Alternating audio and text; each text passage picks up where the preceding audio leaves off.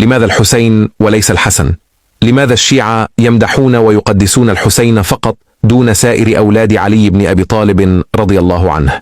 هل سألت نفسك هذا السؤال؟ هل تعجبت من هذا الأمر من قبل؟ معلومة قد تصدمكم وتصدم الكثير من المسلمين في العالم وتصدم الشيعة العرب خاصة. وقبل أن أجيب على هذا السؤال خذ معلومات عن أبناء علي بن أبي طالب رضي الله عنه.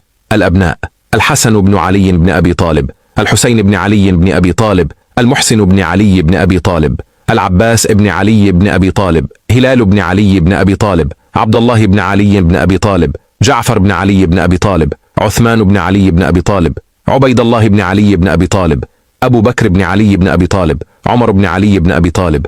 هل رأيتم رايات شيعية كتب عليها يا حسن مثلا، أو كتب عليها يا محسن يا عباس؟ طبعا لا، لم نر. طيب لماذا يا حسين فقط؟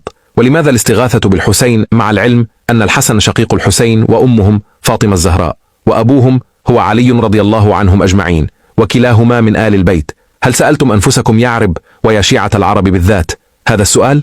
قبل أن أجيب على هذا السؤال خذوا هذه المعلومة المذهلة. هل تعلمون أن الأئمة الاثني عشر عند الشيعة كلهم من نسل الحسين فقط؟ والشيعة يقدسون الحسين دون الحسن وباقي أبناء علي رضي الله عنهم وأرضاهم، لأن الحسين تزوج امرأة فارسية إيرانية ابنة ملك كسرى يزدجرد واسمها شهربانو.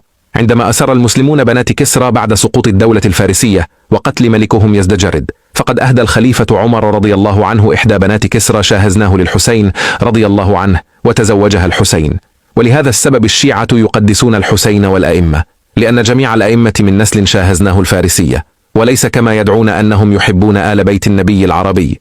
فجميع الأئمة الذين يقدسهم الشيعة ويرفعونهم مع مرتبة الأنبياء ويدعون عصمتهم هم من نسل الحسين فقط من زوجته الفارسية، وجميع أئمتهم الاثني عشر من الفارسية، وهم يحبون الحسين والأئمة لأنهم يقولون فيهم عرق ودم فارسي وهم سلالة ملوك كسرى.